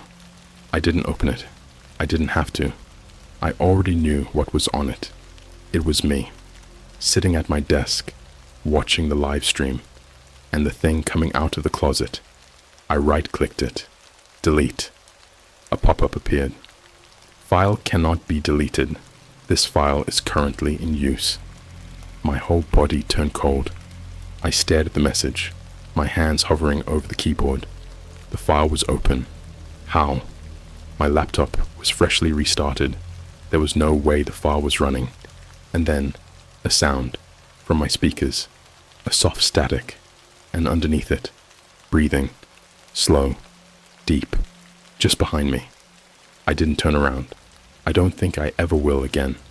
I didn't turn around. I couldn't turn around. That breathing, the slow, steady inhale and exhale, was too close, right behind my ear. I could almost feel it on my skin, hot and damp, like something real.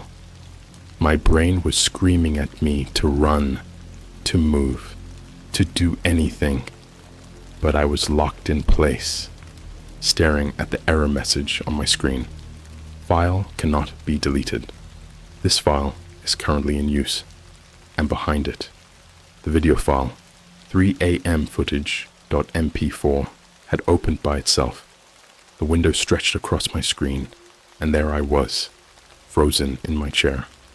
The footage was of me, right now. I was watching a live recording of myself. Same position, same exact moment. The screen inside the screen, inside the screen, repeating endlessly, like some kind of infinite mirror reflection. My fingers trembled on the keyboard, every muscle in my body rigid with terror. Then, on the video, something changed. I saw it before I felt it. My reflection was different. In the footage, my face was wrong. My mouth was slightly open, lips stretched into a thin, eerie grin, like I was smiling at something. But I wasn't smiling. My real face was locked in a look of absolute terror. And then, my reflection blinked. But I hadn't blinked. I choked on a breath, my hands flying away from the keyboard. The version of me in the video tilted its head, just slightly, a micro movement, like it was looking at something just past the screen. Then, it turned around. The version of me on the screen slowly swiveled in its chair, the way I should have, the way I was too scared to do. It turned its head, little by little, until it was facing the thing behind me. I saw it. For the first time, I saw it.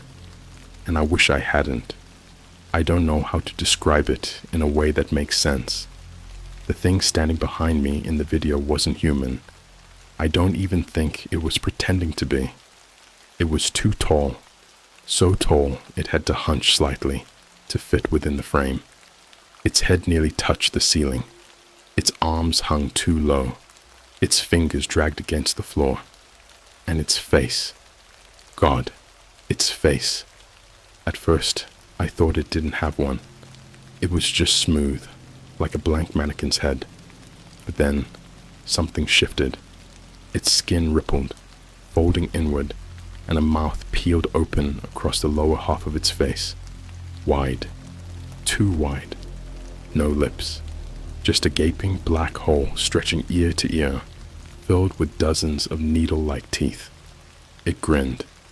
And then, in the video, I saw myself slowly start to smile back. My reflection, my other self, was grinning at it. The smile spread unnaturally, stretching too far across my face. My lips curled upward until my cheeks split open, until my teeth were bared in something that wasn't a human expression at all. It was like I was becoming it. I slammed my laptop shut. The sound of it echoed through my room, but the breathing didn't stop. I was too late. It was still behind me. I ran. I didn't care about anything anymore. I just bolted. I grabbed my phone, my keys, and I ran out of my apartment barefoot, straight into the hallway. My legs were shaking so bad, I nearly collapsed against the wall. I fumbled with my phone, trying to turn it on, my fingers numb and useless. Dead. Of course. I pounded my fist against the hallway wall, looking around frantically. Everything felt wrong. The air felt thicker, heavier, like the entire building was pressing in on me. The hallway was too quiet. I live in an apartment complex. There should have been noise. Someone's TV, a baby crying, a couple arguing in the unit down the hall. But there was nothing. Just this deep, oppressive silence. And then, something moved. Down at the far end of the hallway, by the stairwell door, I saw a shadow.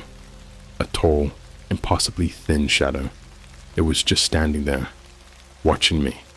The second I saw it, my ears were filled with sound. A high-pitched, shrill ringing, like TV static, but inside my skull. My vision blurred. My head felt like it was being crushed. I stumbled forward, barely able to keep my balance, my entire body screaming at me to get away. But the closer I got to the stairwell, the farther away the shadow seemed, like it was stretching the distance between us, like it was playing with me. And that's when I noticed something worse. The hallway was getting longer. The floor beneath me felt like a treadmill, stretching out endlessly no matter how far I ran. The doors to the other apartments were gone. The walls stretched smooth and featureless, like I was trapped inside a loop. I wasn't in my building anymore. I was somewhere else. And then, the lights started flickering. The static in my head grew louder, and I heard a voice, not in my ears, not in my head, in my bones. A deep, rasping whisper, crawling through my body like something ancient, something wrong. "Are you watching?" My knees buckled. I collapsed, hands clamping over my ears, trying to drown it out. "Are you watching?" The hallway twisted. The walls started melting. The floor cracked apart beneath me. And suddenly, I was falling. I woke up somewhere else. A place I'd never seen before. A room, dimly lit. A single, flickering light bulb swaying above me. The air was damp. The walls were concrete, cracked and stained. I was sitting in a chair, duct taped to it, and directly in front of me, a camera pointed right at my face, a red recording light blinking, and just behind it, a shadow in the doorway, watching, waiting, grinning. The first thing I noticed was the sound, not the kind of sound you hear, the kind you feel inside your skull, pressing against the back of your eyes, a deep, pulsing hum, like a distant generator or something alive breathing just beneath the floor. Then came the smell, rot, damp, rusted metal mixed with something worse, something organic. I didn't want to look, but I had no choice. I was in a room, not my bedroom, not my apartment, somewhere else, somewhere below. The walls were concrete, covered in dark stains that had sunk deep into the cracks, impossible to scrub out. The air was thick, humid, warm, like a place that had been sealed off for years, trapping decades of breath, sweat, and something that smelled like it had died a long time ago. And I was tied to a chair. Thick, heavy-duty duct tape coiled around my wrists and ankles, digging into my skin, cutting off my circulation. My arms were pressed so tight against the chair's wooden frame that I could already feel the bruises forming. Then my eyes landed on it. The camera, right in front of me. A tripod-mounted camcorder pointed directly at my face, its red recording light blinking steadily in the dim glow of a single flickering light bulb hanging from the ceiling. I wasn't alone. Something was behind the camera, watching me, waiting. My throat was dry. I swallowed, but it felt like sandpaper scraping down my throat. I tried to move, to struggle, but the tape held me in place. That's when I realized I wasn't the first one here. There were other chairs, more than one, scattered across the room, some empty, some not. I forced myself to look. The chair directly across from me was occupied. A man, or at least what was left of him. His skin was slack, stretched too tight over sharp cheekbones, lips curled back over yellow teeth in a frozen, lifeless grin. His eyes were open, wide, staring at nothing, as if his mind had left long before his body had stopped working. There was something on his face, a camera lens, shattered and jammed into his left eye socket, like someone had forced it inside. The skin around it was torn, ragged, dried blood caking the exposed metal edges of the lens. And then I noticed his hands. His fingertips were missing. Or, no, they weren't missing. They were shoved into his mouth. Somehow, his fingers, all 10 of them, had been stuffed into his throat, bent backwards at impossible angles, the tips barely sticking out from between his lips, like something was feeding him himself. I felt my stomach turn. I tried to look away, but there was more.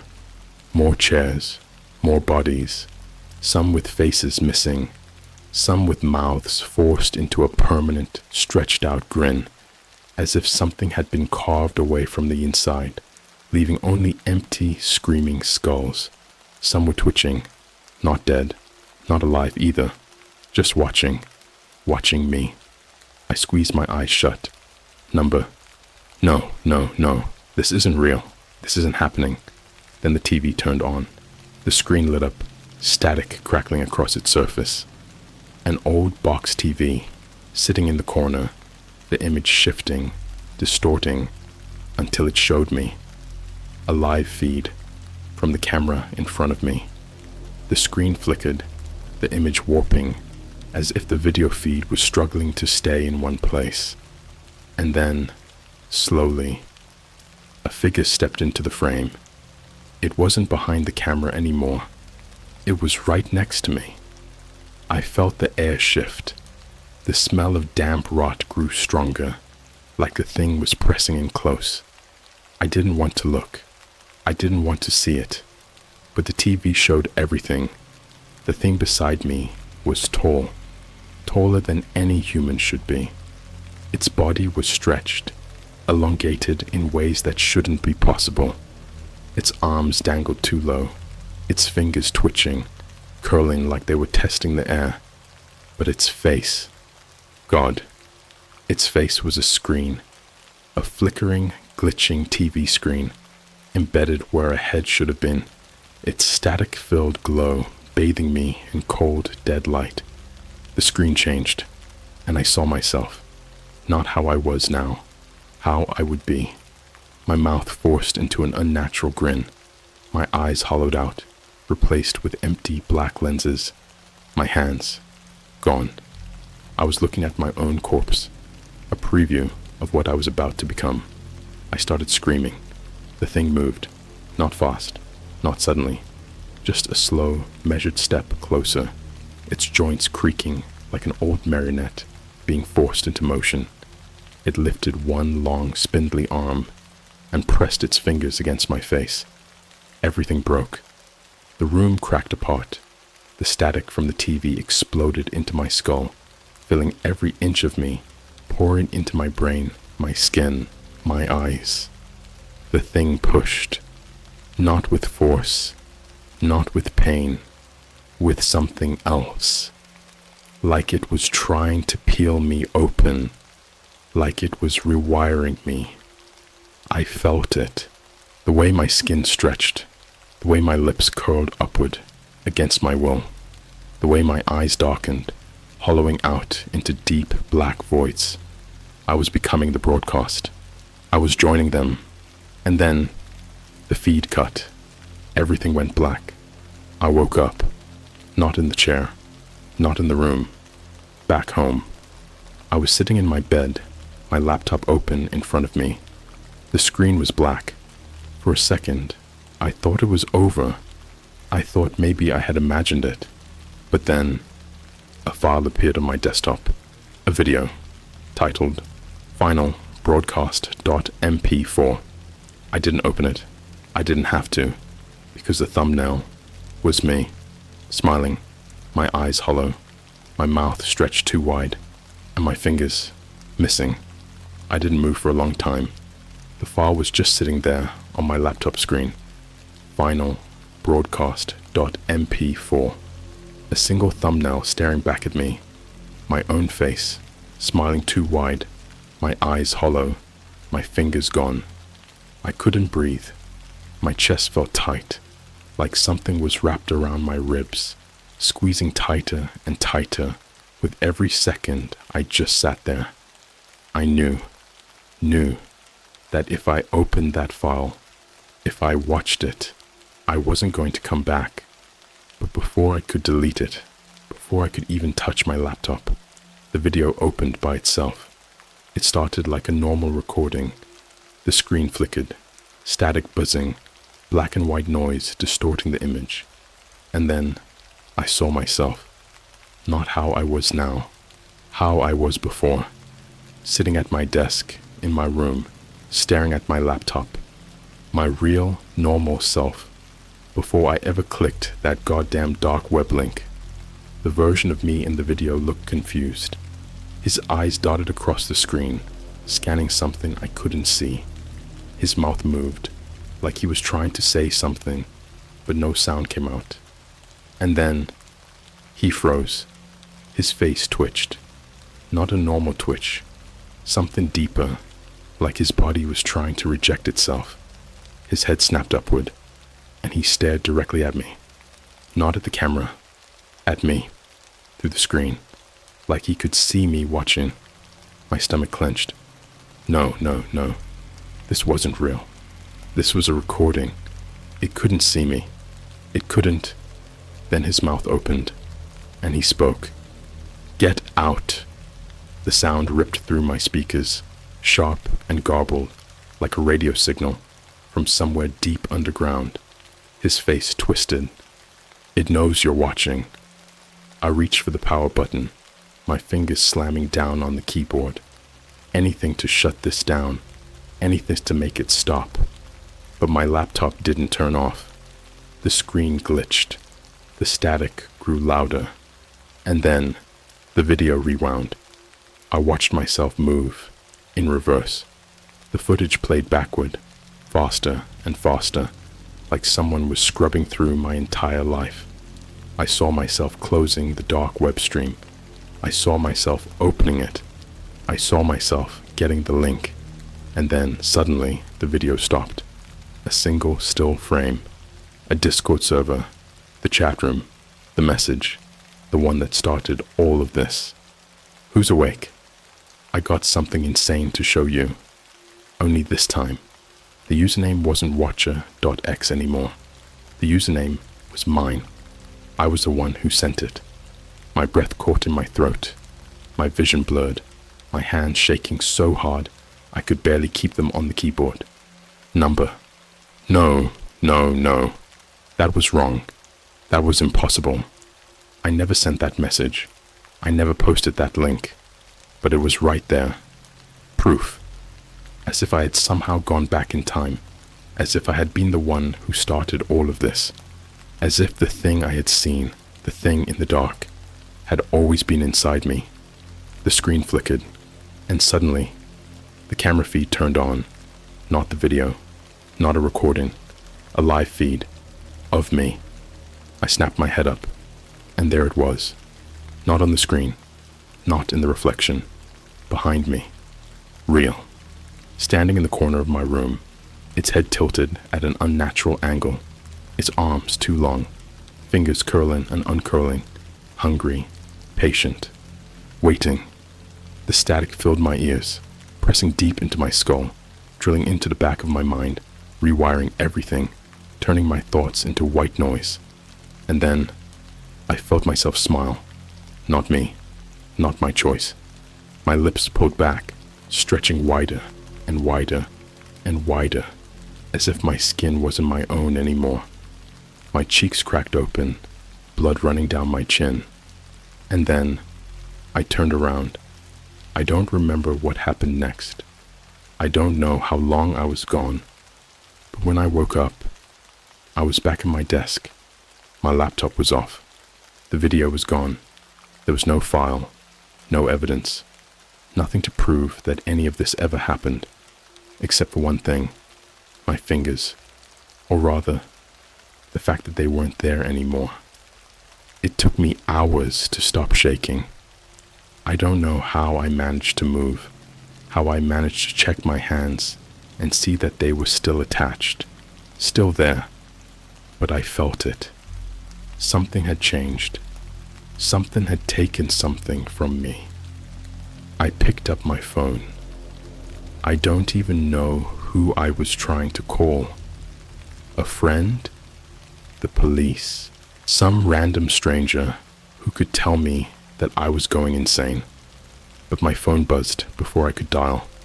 A new notification, a Discord message from me, sent to everyone in my contact list. The exact same words I had seen before. Who's awake? I got something insane to show you. And attached to the message, a link. A dark web link. The same one. The exact same one. And right as I saw it, my phone buzzed again. This time, a message from someone else. A reply. From a user with a name I had never seen before. I'm watching. I slammed my phone down. I knew what was happening. I had become it. I had become the broadcast. And soon, someone else would click the link. Someone else would watch the stream. And someone else would take my place. Because that's what it wants. Not just to be seen. Not just to be watched. It wants to spread. It wants to broadcast itself. And now, it's your turn. Are you watching?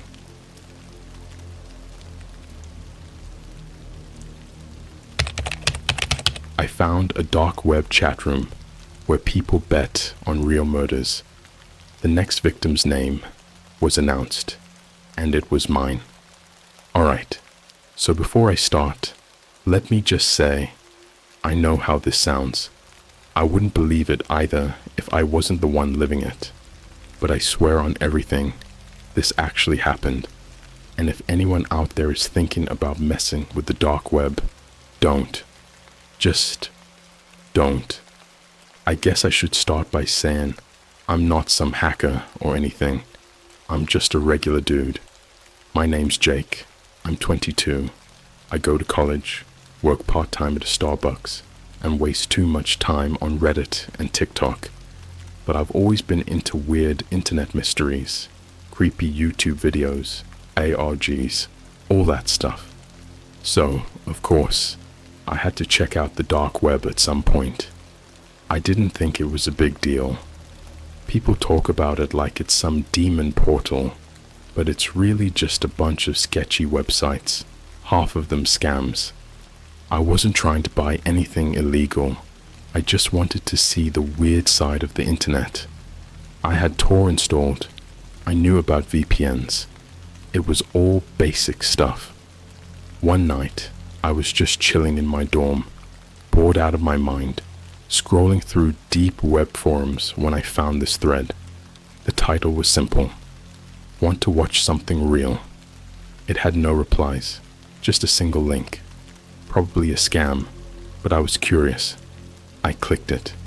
It took me to a black screen with red text at the top. Welcome to the Red Room. At first, I thought it was one of those fake pay-to-watch torture sites. You know, the ones people talk about but don't actually exist. I was about to leave when a chat box popped up. User 432. New here? I hesitated.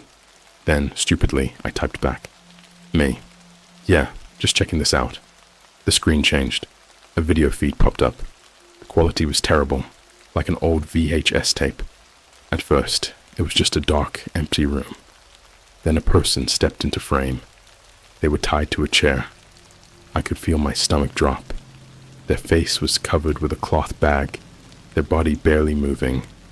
A distorted voice came through my speakers. "Tonight's game begins now. Place your bets." And then I saw the live chat. People were betting on how the person would die. I scrolled through the usernames. There were hundreds. People talking casually, like this was some kind of sport. $500, throat slit. $750, burned alive. $1,000, hammered to the skull. I was shaking. My brain couldn't process it. This couldn't be real. It had to be staged. And then the screen changed again. A masked figure entered the frame, holding a knife. The chat exploded with excitement. And before I could react, the masked figure grabbed the person's head and slit their throat. Blood poured down their chest. Their body convulsed. I heard gurgling, choking, and then stillness. The chat went wild. I slammed my laptop shut, heart pounding so hard I thought I was going to pass out. My whole body felt cold. I sat there for what felt like hours, just staring at the closed laptop. My breathing was shallow. My hands were shaking. I wanted to believe it was fake, that it was just some messed up horror project. But deep down, I knew it was real. And I had just watched someone die. That should have been the end of it. I should have deleted everything, thrown my laptop into a river, and moved on with my life. But then, the next night, I got an email. No subject, no text, just a single image attached. I opened it. It was a screenshot from the Red Room, and at the bottom, in bold red letters, was a name. Jake R. My name. The next victim was me. I didn't sleep that night. I couldn't. Every time I closed my eyes, I saw that video again. Saw that person choking on their own blood while strangers threw money around like it was some kind of sick game. But now, it wasn't just some distant horror. It was me. They knew my name. I kept telling myself it had to be a coincidence. Maybe someone else had the same name. Maybe it was just a scare tactic. But deep down, I knew. They were watching me. At around 4 a.m., I finally worked up the courage to check my email again. Maybe it was a prank. Maybe there was something I missed. My hands were shaking as I opened my inbox. Another email. This time, there was a message. Run. Attached was a photo of me, sitting at my desk. It was taken from outside my window. I felt like my stomach had been ripped out of my body. My dorm room was on the 3rd floor. There was no ledge, no fire escape. Whoever took that picture would have had to be floating, or standing right outside my window, looking in. I spun around so fast my chair tipped over. My blinds were open. Outside, nothing but darkness. My heart pounded as I backed away, trying to keep my breathing steady. I needed to get out. I grabbed my phone, shoved my laptop into my backpack, and bolted out the door. The hall was empty, dead silent. I didn't even bother locking my room behind me. I just ran. I didn't stop until I was outside, standing under the flickering streetlights. The cold air hit me like a slap to the face. My brain was in overdrive, trying to come up with a plan. Call the cops? Number? What the hell was I supposed to tell them? Hey, someone from the dark web is trying to kill me. They'd laugh me out of the station. I needed somewhere safe, somewhere public. McDonald's. It sounds stupid, but it was the only thing open at that hour. Bright lights, security cameras, other people. That was my best bet. I started walking fast, constantly looking over my shoulder. Every parked car felt like it was watching me. Every shadow stretched a little too far. I swear I heard footsteps behind me, but every time I turned around, nothing. By the time I reached the McDonald's, my nerves were completely shot. The place was practically empty, except for a few late-night workers and a homeless guy mumbling to himself in the corner. I ordered a coffee, sat in the booth farthest from the window, and pulled out my laptop. I had to know how deep this went. I hesitated before logging back onto the dark web. Every fiber of my being was screaming, "Don't do it," but I had no choice. I found the Red Room link again. It was still up, still active, and there was a new live stream. My stomach twisted into knots as I clicked it. The screen flickered to life. Another dark room, another person tied to a chair. But this time, the person had a bag over their head, and they were wearing my clothes, my hoodie, my jeans, even my sneakers. I stared at the screen, my breath caught in my throat. Number, no, no, no. That wasn't me. It couldn't be me. Could it? The chat was already going crazy. Tonight's game, Identity Crisis. Let's see if our guest recognizes himself. I felt like my skin was peeling away.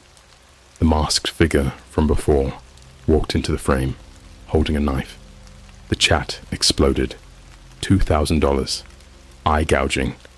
$5,000. Fingernails ripped off. $10,000. Skinned alive. I was going to throw up. Then, the masked figure reached up and grabbed the bag covering the victim's head and pulled it off. I nearly screamed. It was my face. But it wasn't me. The person tied to the chair looked exactly like me. Same messy brown hair. Same scar on my eyebrow from when I fell off my bike as a kid. But their eyes were filled with terror. Their mouth moved, forming silent words. "Help me." And then the masked figure grabbed their head and started peeling their skin off. I slammed my laptop shut, my hands shaking so violently I could barely breathe. This wasn't just some sick game. It was something else. Something worse. Who the hell was that? A twin I never knew about? Some deep fake nightmare brought to life? Or had they already taken me and I was just watching my own death in real time? I looked around the McDonald's, trying to ground myself. Everything felt wrong. The fluorescent lights buzzed too loudly. The workers moved too mechanically, like actors in a play. Even my coffee tasted off, like it wasn't real. Was I real? Or was I just another bet in the game? Then my phone vibrated. A text message from an unknown number. "Check outside." My entire body turned to ice. I didn't want to look. Every cell in my brain was screaming, "Don't look." But I did. Through the McDonald's window, across the empty parking lot, standing completely still under the streetlight, was me. Same face, same clothes, same terrified expression. He lifted a hand and waved. My vision blurred. My pulse was pounding in my skull. Then my phone buzzed again. Run. And the last thing I saw before I blacked out was him walking toward the door. I don't remember blacking out. 1 second, I was in that McDonald's, staring through the window at myself. Another me, walking toward the door. The next, I woke up somewhere else. At first, everything was blurry. My head was pounding like someone had taken a hammer to my skull. My body felt sluggish, like I had been drugged. I tried to move, but my hands, my legs, tied to a chair. The panic hit me so fast, I nearly vomited. My breathing turned shallow, my chest tightening. I yanked at whatever was binding me, but it was thick, heavy rope, the kind that burns your skin when you struggle. Where the hell was I? The room was dimly lit, just a single light bulb hanging above me, casting long, warped shadows across the cracked concrete walls. It smelled like mildew, rust, and something worse, something rotting. And then I heard footsteps, slow, deliberate. I forced myself to stay quiet, barely breathing, as the sound grew closer. A shadow stretched across the floor. Then, out of the darkness, he stepped into the light. Mister, the same face, the same clothes, but not exactly the same. His hoodie looked newer, cleaner. His skin looked healthier. His eyes weren't full of fear. They were full of something else. He crouched down in front of me, resting his arms on his knees, tilting his head like he was studying an animal at the zoo. "You don't look so good," he said. His voice was mine, exactly mine. I tried to speak, but my throat was dry. All that came out was a strangled sound. He sighed, like he was disappointed, like this was boring to him. "You weren't supposed to see me yet," he muttered. Then he reached into his pocket and pulled out something small and metal. A razor blade. My stomach lurched. "You ever wonder what you look like underneath?" he asked, twirling the blade between his fingers. "Like, past the skin. People always talk about inner beauty, but no one ever wants to actually see it." He pressed the razor against his own cheek, and then he dragged it down. I watched in horror as he sliced his own skin open, a deep, deliberate cut running from the corner of his eye to his jaw. Blood dripped down his neck, soaking into his hoodie. But he didn't flinch. He didn't react at all.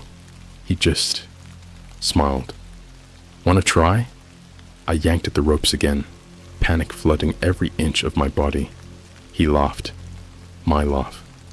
"Yeah, that's about what I expected," he sighed, standing up. "All right, let's get started." I opened my mouth to scream, but then the screen behind him flickered on. I froze. It was a live stream, the Red Room, and there were thousands of people watching. The chat was already moving at insane speeds. "This is gonna be good." $500, cut off a finger. 1,000, take an eye. 5,000, let's see how deep he can go. I felt like I was going to pass out again. This wasn't just some sick video anymore. This was real, and I was the entertainment. "Ladies and gentlemen," my double said, turning toward the camera, "tonight we have something special, a once-in-a-lifetime opportunity." He stepped behind me, resting a hand on my shoulder. His grip was ice cold. A true identity crisis. But don't worry, by the time we're done, there'll only be one of us left. I thrashed in my seat, my heart slamming against my ribs. The chat was exploding. People were cheering. I couldn't breathe. I couldn't think.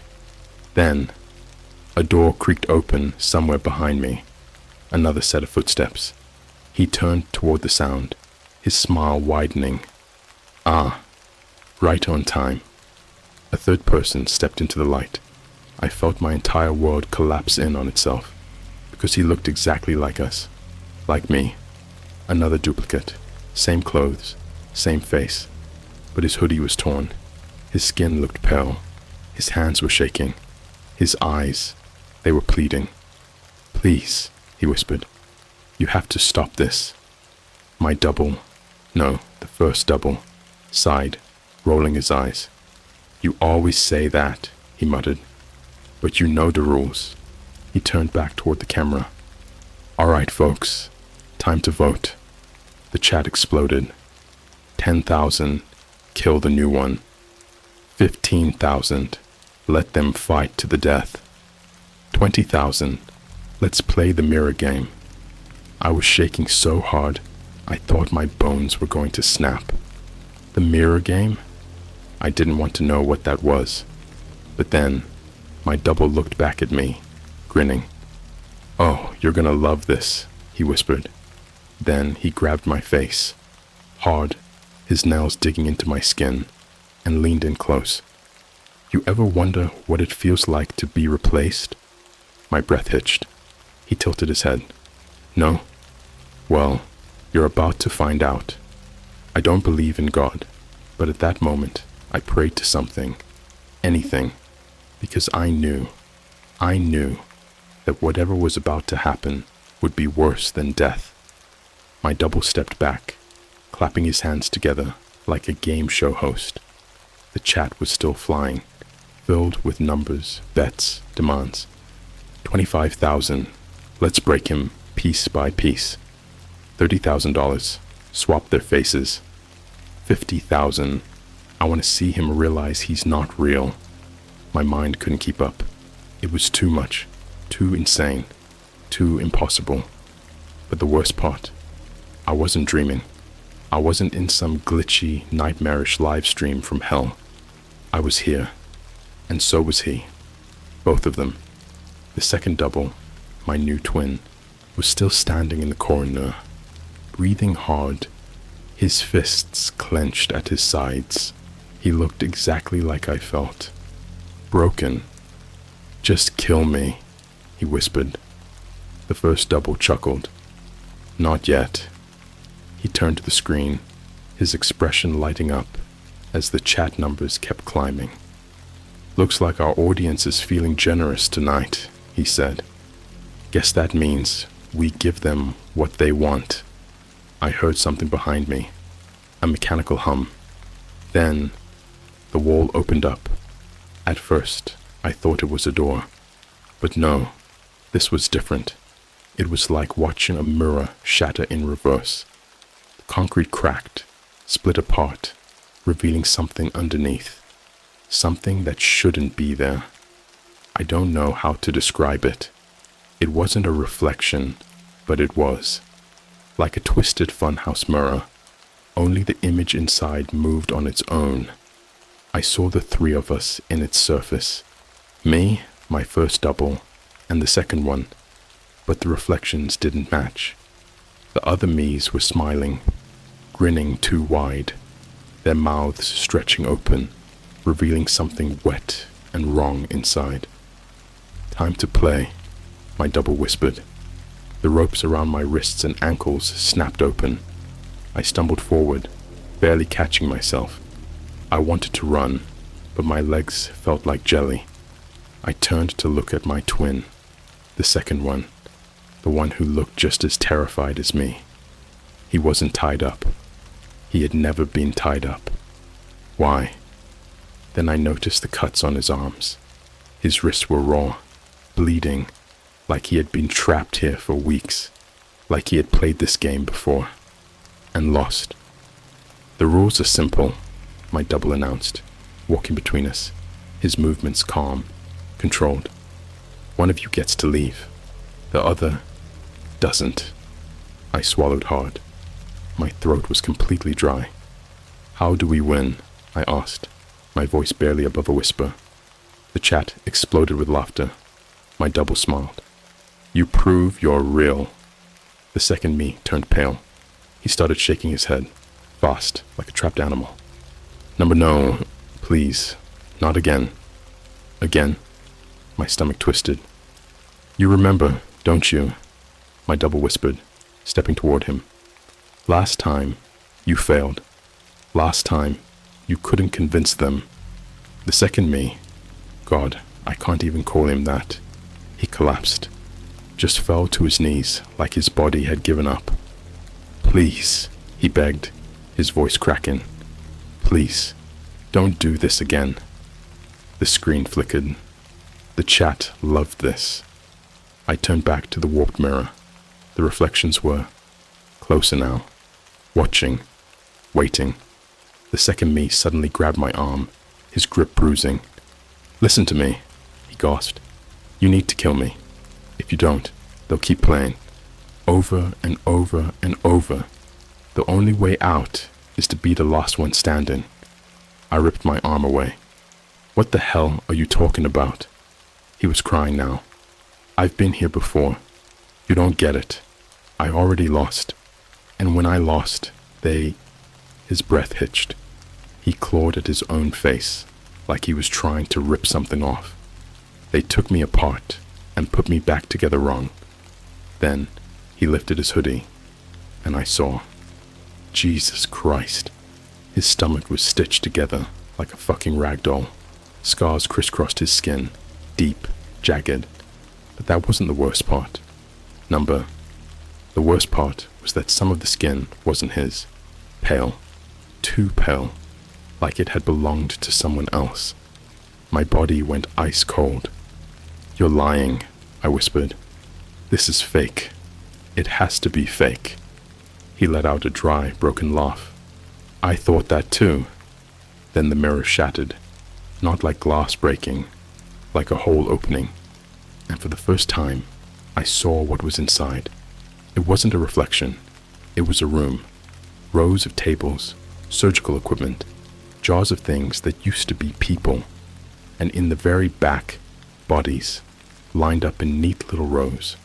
All of them were me. Some were whole. Some were missing parts. Some were moving, even though they had no faces. The room reeked of blood. I screamed. My double shoved something into my hands. A knife. Choose, he whispered. I turned back to the second me, my twin, the one with the stitched-together body. He was already reaching for something behind him. A rusty scalpel. Please, he whispered. End it. I saw my own hand shaking. The knife in my grip felt heavy, like it was sinking into my skin. Time's almost up, my double sang, stepping back. Better hurry. The chat was spamming numbers. Bets. Votes. They wanted a show. I looked at the knife. At him. At the nightmare behind the mirror. The factory of bodies. The graveyard of me. No, I whispered. My double smile faltered. What? I gripped the knife. Tight. And then I turned it on myself and plunged it into my own stomach. The moment the knife slid into my stomach, time snapped. I felt it all at once. The cold steel biting deep, my skin splitting like wet paper, the unnatural warmth of my own blood spreading across my hands. My knees buckled, my vision blurred. The chat exploded. 50,000. Holy shit. $75,000. He actually did it. $10,000. What happens now? I collapsed onto the concrete floor, gasping, choking. My breath came out in wet, rattling shudders. I could feel the blood pooling beneath me, thick and too much. I was dying, but at least I'd won. At least they wouldn't get to choose. At least I felt hands grab my shoulders, hard, jerking me up. I barely registered what was happening. My body was already shutting down, everything turning distant, muffled. But then I saw him, my double. He was furious. His face twisted into something wrong, something that barely even looked human anymore. His mouth stretched open too wide, his teeth too sharp. His eyes were completely black now. You think this is over? He hissed. His fingers dug into my wound, twisting the knife. I screamed.